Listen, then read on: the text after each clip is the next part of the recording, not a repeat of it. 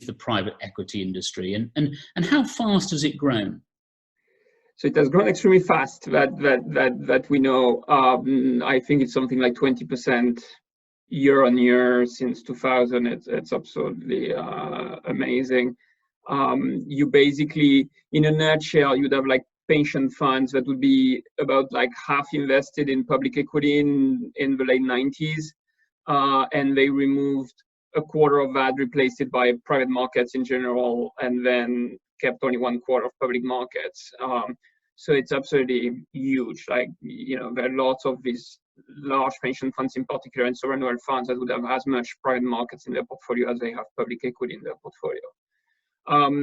So how big it is, it depends a bit when we take it. As of today, we don't quite know, because we don't know how much we need to discount their net asset values. But as of December 2019, it could be as much as $7 trillion all of the private markets together on the equity side. Now, one needs to be careful, because there is also private debt that is sometimes included in private equity, which is like all these alternative lenders or direct lenders that raise capital in order to invest in private equity deals. That's the private market side. It's not that big, but it's pretty big. And then within what is called private equity, you would have technically private equity real estate, because it's equity in real estate in a very same format as the corporate private equity, the standard one. So if one has to pick a number to have in mind, is about 7 trillion.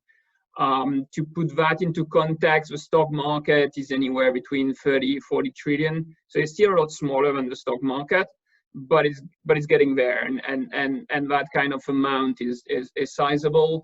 The 7 trillion needs to be divided into a part that is not called yet, called the dry powder, which is about 3.5 trillion, and the part that is on the ground, which is 3.5 trillion. It's about 50-50. So it means that technically right now, like, the private equity funds could call 3.5 trillion, or just, let's just say 3 trillion, from pension funds, endowments, and sovereign wealth funds. And clearly they don't have that money. And I hear rumors that there are a few LPs that have started to default on capital calls. So even though private equity firms are not making many deals right now, they are still making some, like in the 2008 crisis. They are calling on this capital, not much, but still a bit. And we start already seeing some defaults and people scrambling to pay for these capital calls. And so it's a pretty fragile situation, whereby private equity firms could technically bankrupt all the pension funds and sovereign wealth funds if they were calling capital. What makes it even more difficult nowadays is that in the 2008 crisis, it was pretty much, I committed money, if I don't have it, I default, that's it. Here we have one more layer of complexity and of leverage, which is that private equity firms have not called capital for the deals they just made. And what they've done instead of it, they went to the bank basically, and the bank gave them money to pay for the deals instead of calling the capital. These are called subscription lines. So in fact, all these private equity deals over the last few years, so most of them, were like basically effectively 100% debt finance. You would get the debt financing onto the assets in a normal way, but the equity would not even be called in cash from the provider, like the pension funds and the like, but instead would be another loan secured against the commitment of these asset owners. So it's an extra layer of leverage at the fund level. What that means is that currently we think that there's about 1 trillion of subscription lines out there. So it means that even if private equity decided to stop making deals and not call this capital that has been committed to them, there is 1 trillion, which is in these sorts of credit lines that are held by the banks. If the banks need the cash, right now they don't seem to be needing much cash because the Fed and everyone else is pretty lenient with them, but they may need the cash. If they cut on these credit lines, they would be 1 trillion called right away, across all pension funds, endowments, and sovereign wealth funds, and they clearly do not have 1 trillion. So then that could create massive bankruptcies, both on like the pension fund side, but also the banks who then call these credit lines and don't get repaid. It could also create a run whereby the banks cut these credit lines first, while pension funds still have some money, and so you have a run on the pension fund. So I think it's a good magnitude to have in mind, and also to contextualize as of today. We estimate the size of the industry as $6 to $7 trillion Half of it is not called yet. And even what has been called already, there's still 1 trillion that has not really been called and has been invested, and that could be called anytime, especially if the banks are cutting on the credit lines. So how would you account for this huge growth in the private equity industry?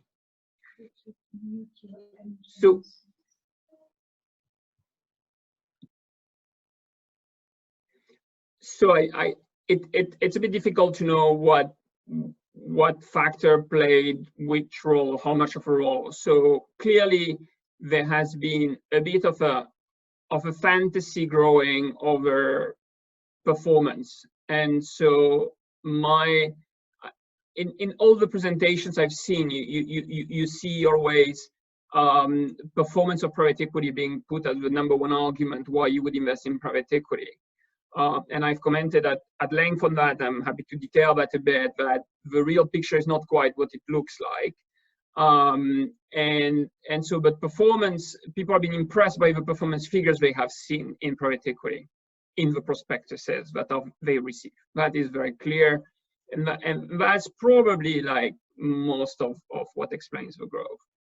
Some sub-reasons that explains the growth, but that are not negligible. One is that it is a lot more fun. It is a lot more interesting to do private markets than it is to do public equity and to do bonds. If I ask my students who wants to work trading bonds or invest in the bond market, I don't get a single hand up. I mean, like, it's just boring like mad. If I ask people who wants to invest in the public stock market nowadays, like, nobody's interested in like trading stocks. Like it sounds like, what your grandfather would do, but like not like, it's just not cool. If you ask people, do you want to invest in private markets, which consist of buying a shopping mall in Birmingham, buying Gatwick Airport, and like all these things, that's a lot more exciting. You're buying a company, you have control of a company, you devise the strategy of a company, or you oversee the strategy of a company, or you review and you do due diligence on the strategies of companies. You're investing in real businesses and you see them grow. And you're part of that. This is like much more interesting than like buying a stock, like, reading the financial statements of a company to try to see their strategy. And, you may have an opinion and, if you're an analyst, but it's pretty minor. It's not very exciting. Private market is just like very exciting. And so basically we should never forget, even though it looks like a bit of a silly reason, we should never forget that, human beings are driven by these sorts of things, how fun it is to do something, and people are pushing in their work to like do these kind of investments also because it's a lot more interesting and exciting than boring stuff. So that's an important element that I think we should not forget or neglect, the human factor. And the other one that is sometimes put on the table, I've certainly seen it quite often, is this idea that like, because it is not traded, you do not have this up and down with it. And so it's very handy for a number of investors, like for endowments and especially for like pension funds, but you do not need to go to the regulator every 5 minutes because the market went down and they will be up next week. And so the fact it is like smooth valuations enable you to get on with your work of like managing a portfolio rather than having to like comment on big swings and people being scared and calling you up because they say, oh my God, I saw my pension going down 10%. And so people find that a lot handy. And funny enough or not, when the stock market started going up and down in the US, there are some investors I know of who got bombarded with marketing material from private equity salespeople saying, look, private equity is awesome because you see your portfolio right now is just going down 10% one day, the next day is up 5%. It's like a total mess. And with private equity, it doesn't move. So, it's all cool. And so this smoothness of NAVs people have put on the table. My counter arguments on this one is that if you want smoothness of NAV is not clear, you need to go via expensive fund vehicles to do that. I'm sitting on the investment committee of a college endowments. We have farms, we have commercial real estate, etc. We directly own all these things. We can value it the way we want, basically. I mean, we have an auditor, but we can make it very smooth. So we don't need to pay very high fees in order to have smooth NAVs. You can just buy anything that is not publicly traded and you'll be able to smooth it out. So so that arguments are some limits, but for large institutions where they cannot maybe buy a lot of direct a lot of assets directly, maybe it makes some sense, this smoothness argument. But the key one is really performance. Is really what people, you know, went crazy about. In your book, you highlighted a number of conflicts of interest in the private equity industry. Briefly, what are the most substantial conflicts in your view?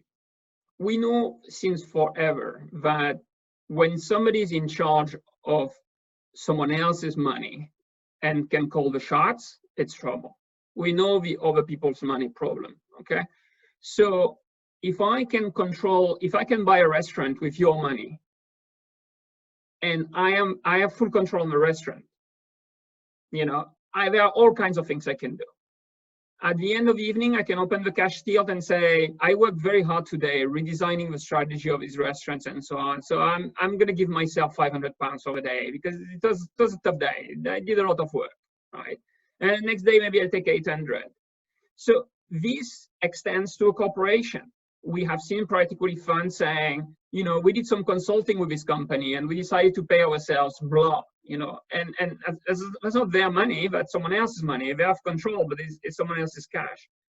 And we know this since forever because this problem was there also with public markets. And there are 100 years of FCA, SEC, you know, regulators interventions to shut down one at a time all of these traps where people were conflicted, and then because it was other people's money, they were taking decisions in their benefits rather than the benefits of the people whose money it was. So we have 100 years of the regulator going after each loophole one by one and chasing them, and there is still some more opening, etc. Now imagine a world in private equity where somebody has full control of the company, not like public markets, where it's not like somebody on the board of director or things like that. It's somebody who can call any shot. There is no regulation, and it's with some other people's money. The room for corruption, conflicts of interest, etc., is absolutely massive. All you have to rely on is some people will be honest, they will be ethical, these are nice people, we know them, it's a closer relationship because the people giving the money is just 100 of them, and it's a small world, and so then like nobody would misbehave because they would be immediately kicked out of the community and so on. That's the argument, the counter argument that's been given to say this is not like a public market where it's like millions of people and nobody know one another, which for sure also is a big factor in having conflicts of interest becoming bad. But the argument on this is a community and nobody will misbehave, otherwise, you know, they would be excluded from the community, it is a valid argument, but it has its limits. And this is what I've emphasized. There is tons of conflicts of interest. We see pension funds, executives being housed in expensive hotels at the so-called annual conference for investors. We have seen the scandal with placement agents and pension funds in the US being like corrupted by placement agents and the like to invest in private equity. You have here an asset class with tons of cash. The fees are like 7% a year. So we have never seen such a high fee asset class. And so when there is so much money out there, then, you know, the corruptions and the conflicts of interest and with some people being in full control, you have all the ingredients for this to be bad. And so the only counter argument is it's a community, nobody will misbehave. Now, as this community has grown tremendously, like we just said, over the last 20 years, then, you know, I don't know if there is that much of a community effect anymore when there are so many people hanging around. And I certainly see a lot of marketing materials that are misleading when it comes to performance presentations. I certainly see a lot of misleading arguments on the smoothness of NAVs and the like. I do see examples of soft corruption. There's never like direct corruption. Nobody's like sending cash to a pension fund executives or building a swimming pool for them.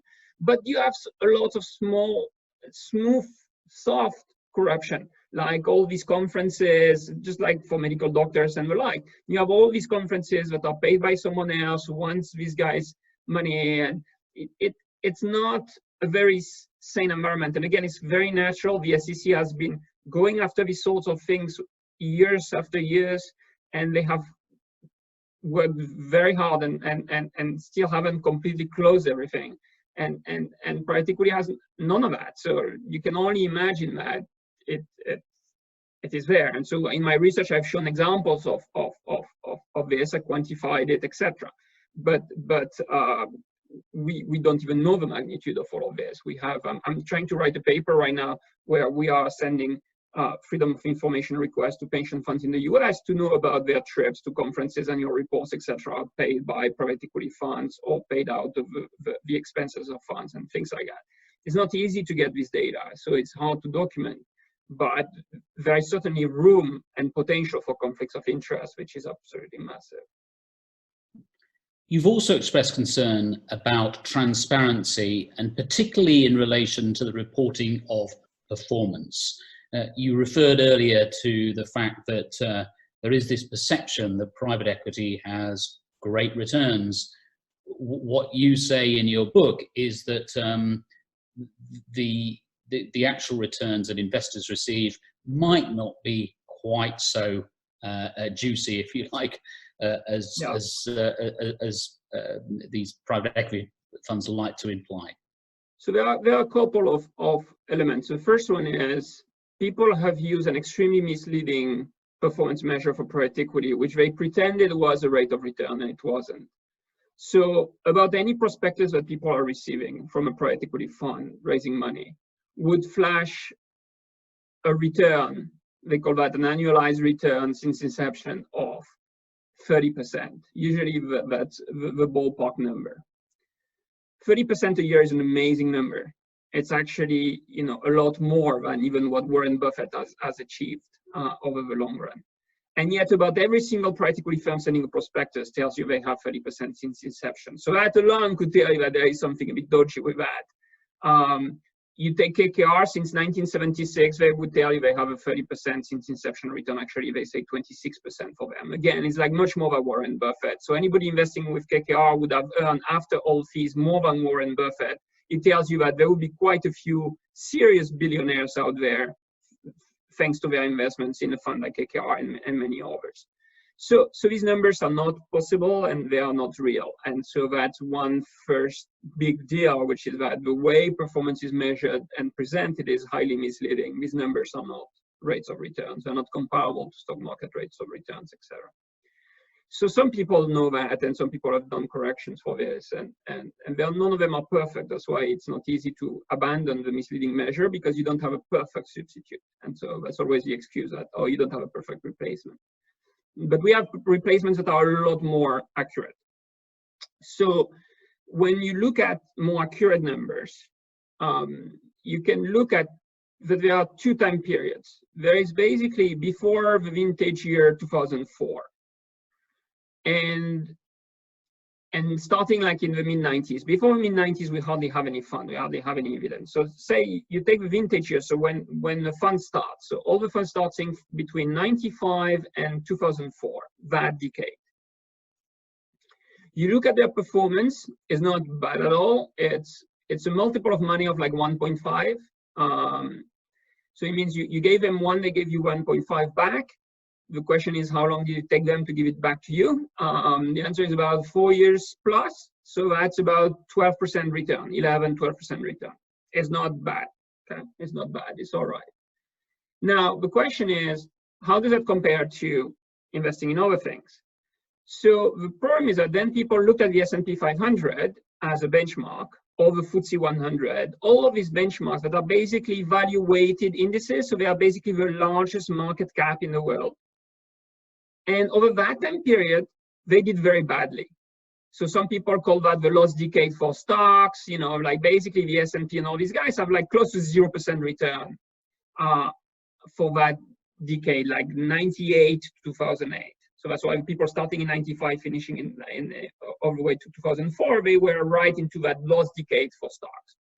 So compared to the S&P and the like, they did extremely well because they give you 12% return, and like the stock market is at like 3%, 4%, you know, so it's a wide margin outperformance. The issue though is that if you look at, they are free available online, the data from Ken French, where which is the basis for all these factor and style and so on. If you look at the data there on deciles, stock returns by deciles, you will see that there is only the largest 10% of the stocks in the US that had this 3-4% return over that time period. Every single other decile, the other 9 of them, have 11% return. Anywhere between, so the lowest is at 10, the highest is at 12. They are very close to one another. If you look at any other decade before that, in the US, it's always between 10 and 12% return for all the deciles.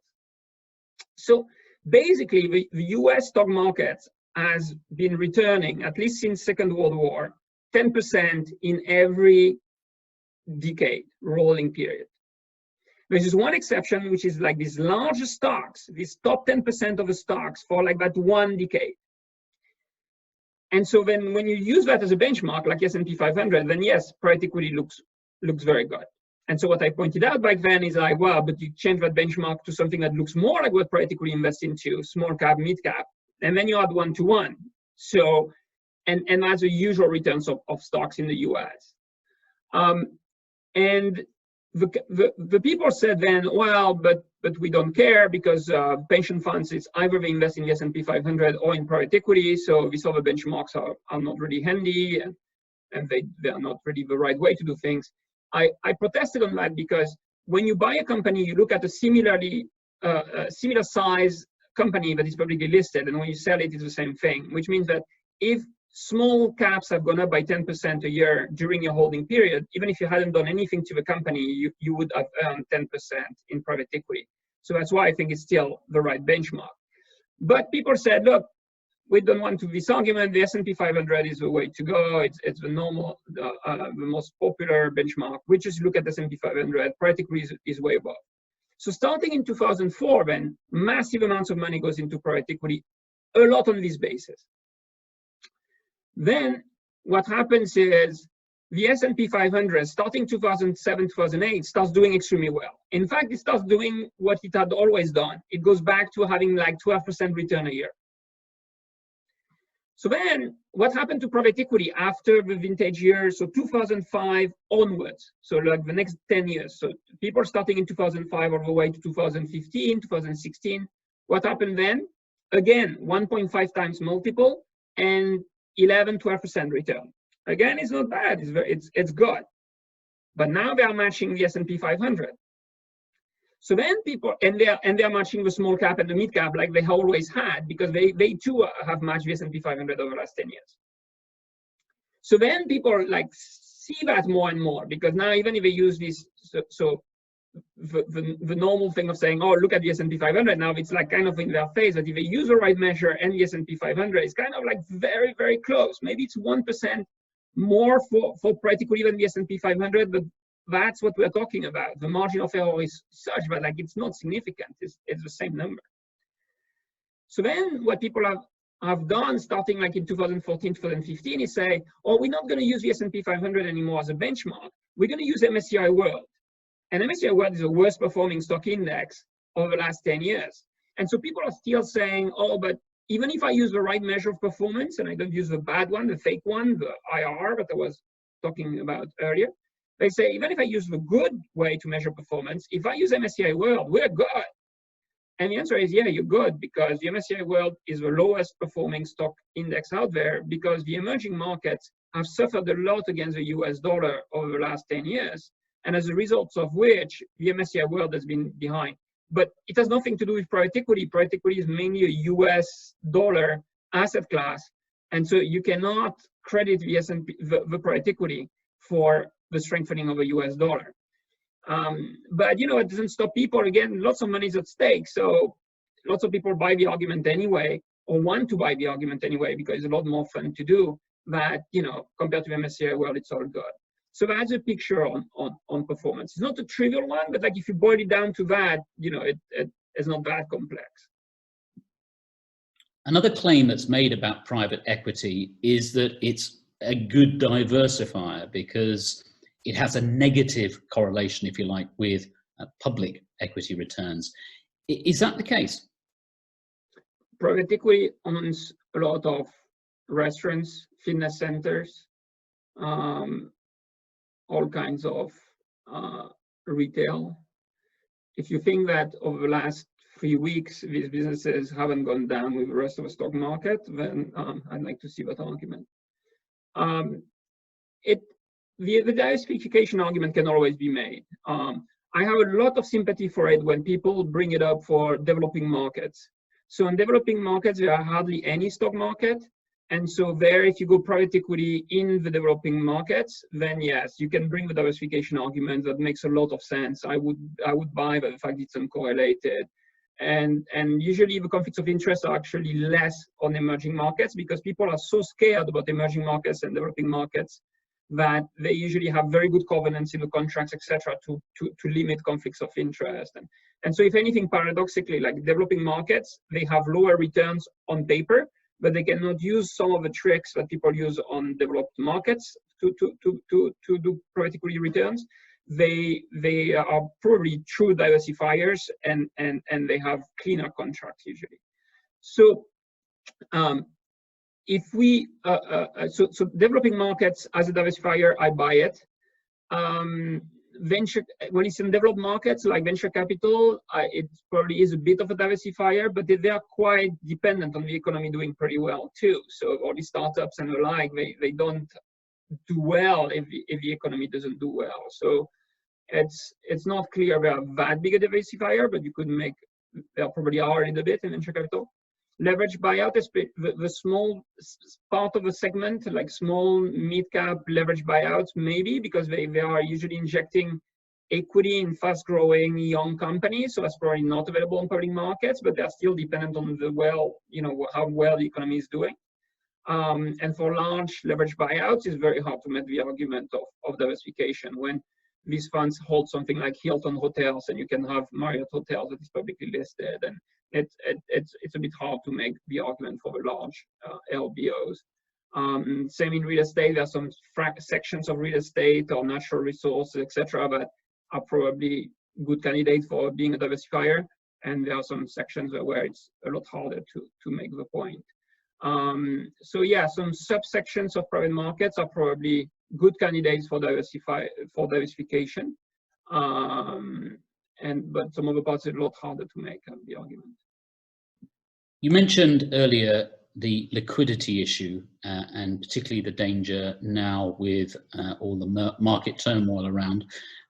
Clearly in the UK, in recent months, we've seen major liquidity issues with Woodford funds, for example, and also in recent weeks with property funds. How concerned should investors be about the liquidity of private equity funds? So in the previous crisis, the answer would have been not so much, because there was nothing other than the high debt on the underlying assets that could go wrong, right? And some of them did go wrong. But here, what is different is what I talked about earlier about these subscription lines, the fact that we have now debt on the fund. So if the banks are cutting these credit lines, then technically you should run on pension funds. Like it should be, if you feel that the banks may cut on these credit lines, you should call the money. If you're a private equity fund right now, you should call money from the pension funds immediately and be the first to cut these credit lines before it's the bank doing so. So while in the old days, meaning more than 10 years ago, there was no notion of like the potential run by or on a private equity fund. You cannot run on private equity fund, but the private equity fund could run. But there was no point in them running. There's no, all these issues you just mentioned are like open-ended funds or publicly listed closed-ended funds, but it's mainly open-ended funds. So the benefits of being a closed-ended fund is that you don't really have a run. But with these credit lines that have been put in place, now technically you still cannot run on the closed-end funds, but the fund should run on the pension funds and the like. And so that's a bit worrying, because if some people start getting scared that pension funds will never give them the money that was promised, they should run on them. Now, traditionally, private equity has been seen as an asset class for institutions. Is it appropriate for individual investors to invest in private equity? Yeah, so it used to be a hot question. I was invited by a Wall Street Journal to write an op-ed, and I was going to argue against, and somebody else was about to argue for, and then it got a bit postponed, and then a lot postponed, and I think by now it's out of the table as an op-ed or as an article for the Wall Street Journal. It was a hot question in the US. It was probably the hottest question in the last quarter of 2019. And I had seen this growing little by little. It started 3-4 years ago, and it went up and up. I was involved a bit with lawsuits on Intel, a corporate pension fund, when it went all the way to the Supreme Court in the US, where Intel corporate pension fund was challenged on them using private equity in their 401k offering, and how appropriate or inappropriate this was. And so I've seen it growing over time. To become the most pressing question. I think now this question will be less strong. But yeah, people kept on repeating, again, because of the performance. I've seen a very senior executive, that has nothing to do with private equity, saying inequalities have increased a lot over the last 10 years. And one of the reasons is that rich people have access to private equity and earn a lot of money out of their private equity investments, while poor people didn't have that access. And it cannot be more wrong. It's like rich people who had access to private equity, their returns is that it was actually at best the same as S&P 500 Vanguard index fund. So the poor guys, I mean, poor relatively, the guys who can still have some savings to put into Vanguard S&P 500 fund, would have done as well as the rich guy who went via private equity. And in fact, the rich guy that went via private equity typically had to go via some feeder funds at the bank who takes a layer of fee that goes into another fund that takes another layer of fee. And by the time they are into a private equity fund and the money comes back to them, they don't even have the official number that is about the S&P 500. They have less. But there was this obsession, and people saying it's for the good of the US that everybody has access to this like gold mine or something, right? Once you have convinced the public that private equity is a gold mine, people say, well, why not everybody is allowed to enter the gold mine? Like, everybody wants gold. Like, why would you keep it to only the rich people? That's unfair. But the problem is that it's not a gold mine. So don't be upset about not having access to it. And so that's the first thing. The second thing is, if already we see so much misleading marketing material, if already we see so many potentials for conflicts of interest that are not closed, with institutional investors, with this community I was talking about, as the only reason for these conflicts of interest not to get out of hand, that it's a small community, we know one another, etc. Then you say, okay, so if you let the public walk in, by your own definition and your own argument, the community is gone, and now it's open bar, and it's a terrible thing, because the potential for conflicts of interest is massive. There's no community argument anymore. It's going to be a catastrophe, and it was not even a gold mine to begin with. And you're allowed to market performance the way you want. You can invent numbers. It will be about as good as the ones you're showing on these brochures. So do we really want the broad public to be fed these sorts of things, when already we have tons of problems with institutional investors being able to fully understand the information that are presented? So my opinion is very, very negative on the potential for having small investors participating to that. But the upside is that they are not missing on anything. So what's your reaction? So what's your reaction to Vanguard getting involved in this sector? I was very puzzled. And I think the success of Vanguard, I've been covering them in my courses since forever, even when they were not number one. And to me, the success of Vanguard was because it was one of the rare firms that could say, we have a purpose. We have never changed our purpose. Our purpose is very clear, and we do everything according to that purpose. And when you have such a clear line from the beginning, and cases after cases prove that your line is the right one, then you're growing very big, and at one point you're becoming like the largest in the world. And already when Vanguard in the 90s started to do like active mutual funds, it was already a bit strange, but they still could like get away with it-ish by saying, well, because of the volume, and then we select only the good guys, we keep the fees to a minimum. So it's still kind of in line with our philosophy, is that we can offer active managed things, but that's still at very, very low fee. And so we can still give a pretty good deal to people. So, you know, it was already a first nail in the coffin, but it was okay. This one where you go there and you say, I'm going to have a partnership with like a fund of fund that charges like market rates and wow, like now you have double layer of fees, you like triple with yours. And what is this for? It's strange. The fact that they want to be in private market could be natural. You could have, if they would have done something like what BlackRock was trying to do, or like others have done, like these permanent funds where you have a permanent private market fund that buys positions into simple businesses, companies, or assets, and buy and hold these positions in the non-traded asset, then that makes sense. You would have still been in line with the objective, saying, I'm going to try to give you exposure to privately held assets in a passive way at the lowest cost possible. And I'm going to target certain types of companies that, you know, do not require too much involvement in like turning around or anything like that. And then you would have this exposure to private markets at the lowest cost possible. This would have made total sense. And instead, and then what they do instead is that they have this partnership with a fund of fund and going like the normal route, like going via fund of fund into funds with like triple layers of fees, no control on the alignments of interest or anything like that. It's very, very strange. So we're almost there, Ludovic. Just hold on one second. Yeah, so if you do want to get into private equity, well, first of all, would you counsel against getting into private equity for ordinary investors?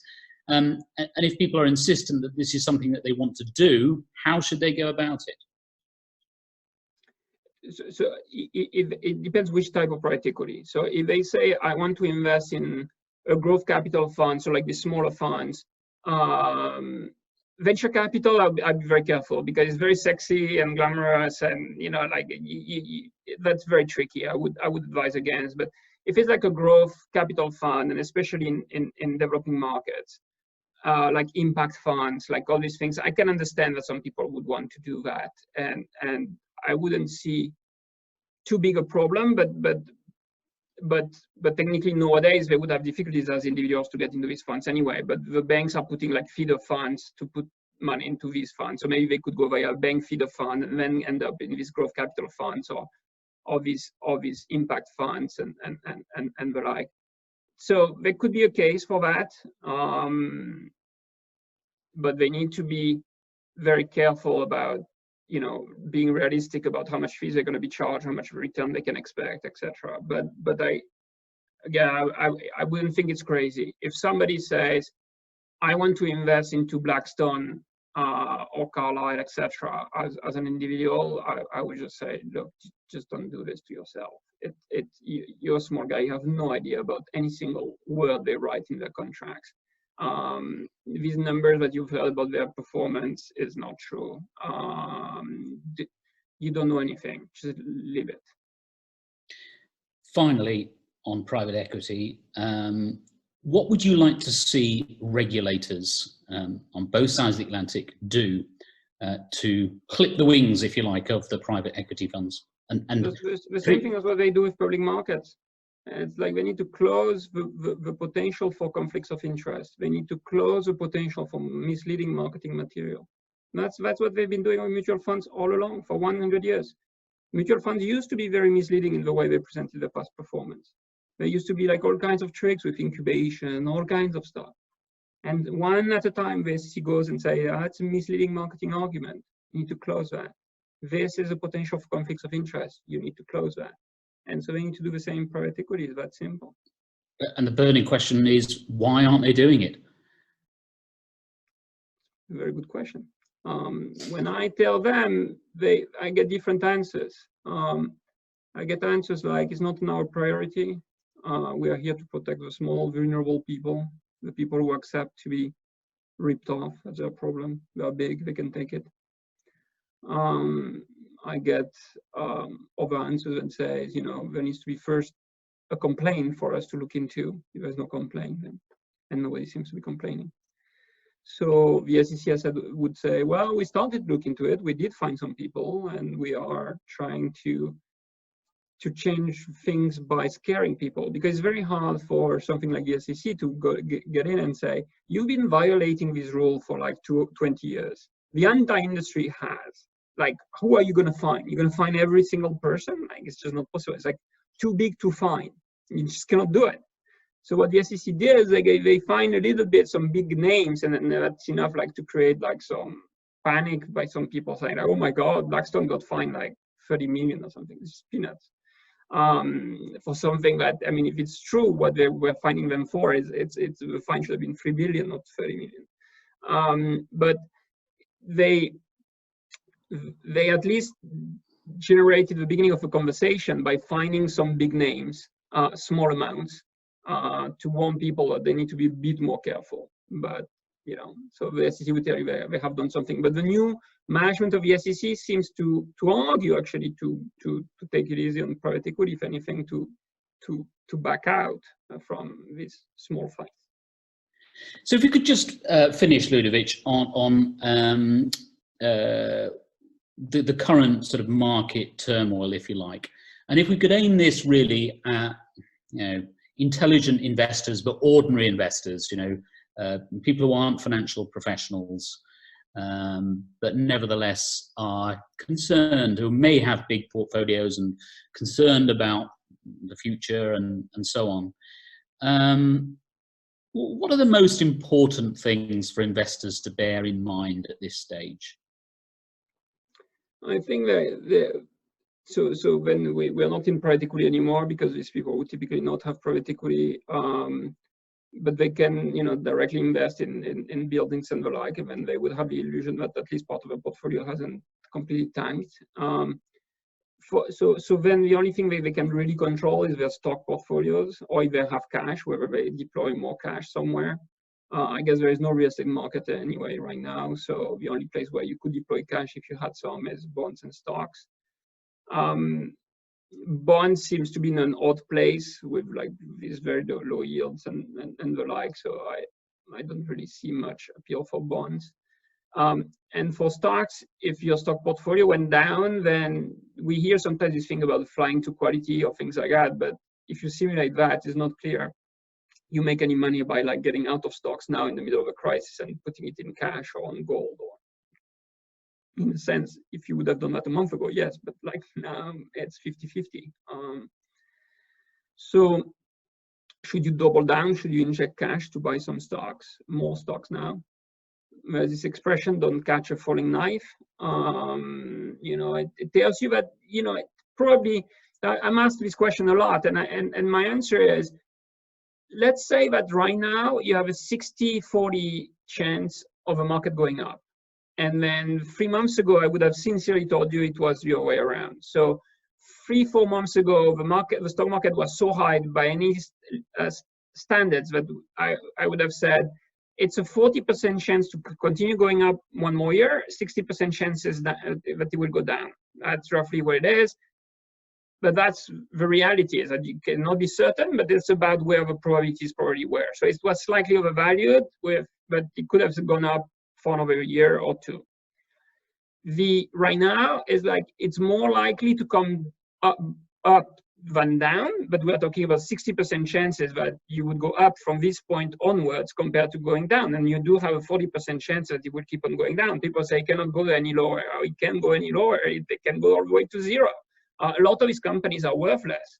Given how much debt these companies have, given that the economy is completely frozen, technically a lot of publicly traded companies are worthless, so or not worth much. So it can go down a lot more. But at the same time, if in 2 weeks there is a sort of vaccine, people feel more confident, or that we manage to work online quite a bit, that the China reopens, that the government stimulus packages do rescue some businesses and the like, then maybe, you know, it would have just been a 1 quarter, like a hole in people's revenues, and so that would have just been a small dent in the overall earnings for the year, and then it would be okay.